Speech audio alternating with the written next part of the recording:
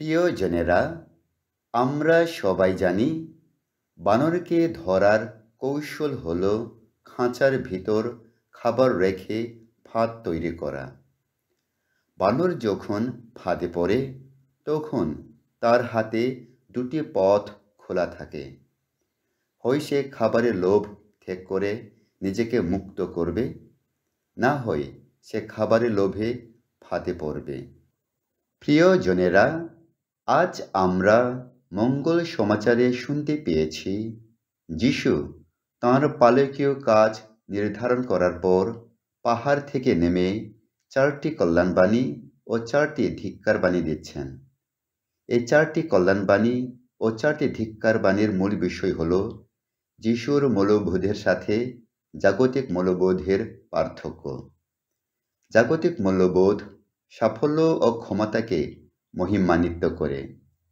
জাগতিক বাণী আমাদের শিক্ষা দেয় যে সমস্ত সুখ ও শান্তি সম্পদের মধ্যে লুকায়িত রয়েছে।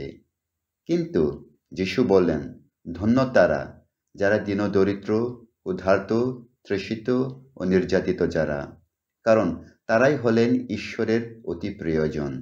দীন দরিদ্রগণ ঈশ্বরের অতি প্রিয়জন হওয়ার 4টি কারণ। প্রথম, যারা দীন দরিদ্র তারা জাগতিক সম্পদহীন ব্যক্তি। দ্বিতীয়, তারা অসহায় ও প্রভাবহীন ব্যক্তি, তাদের কোনো ক্ষমতা বা প্রতিপত্তি নেই। তৃতীয়, তাদের প্রভাব, ক্ষমতা, প্রতিপত্তি নেই বলে তারা নির্যাতিত এবং মানুষ তাদেরকে ব্যবহার করে। চতুর্থ, তারা অসহায় বলে সম্পূর্ণরূপে ঈশ্বরের উপর সর্বদা নির্ভরশীল। এই 4টি বৈশিষ্ট্যের মানুষকে যিশু ধন্য বলেছেন, কারণ তারা জানে জাগতিক মোহ ভোগ বিলাসিতার উপর নির্ভর করে কোনো লাভ নেই, এসব কিছু অসার ও মূল্যহীন। কিন্তু যারা বানরের মতো এই জাগতিক মূল্যবোধগুলোকে আঁকড়ে ধরে জাগতিক সুখ পেতে চেষ্টা করে, তারা সত্যিকারের সুখ হারিয়ে ফেলে। যিশু যখন দীন দরিদ্রদেরকে ধন্য বলেছেন, যিশু এখানে বস্তুগত দরিদ্রতাকে বোঝাচ্ছেন না। তিনি এখানে বোঝাতে চাচ্ছেন যে আধ্যাত্মিক ও মানসিক দরিদ্রতাকে।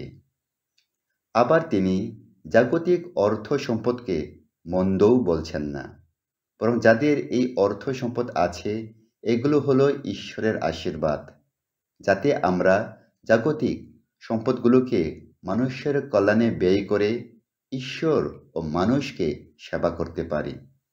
প্রিয়জনেরা, এই পৃথিবীতে বস্তুগত দরিদ্রতার চেয়ে আরও মারাত্মক দরিদ্রতা হল একাকিত্বতা, শূন্যতা ও ভালোবাসার অভাব।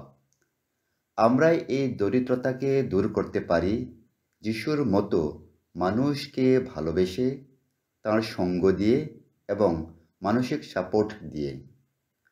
আসুন আজ আমরা আত্মমূল্যায়ন করি, আমরা কি আধ্যাত্মিক, মানসিক ও বস্তুগত অভাব অনুভব করি?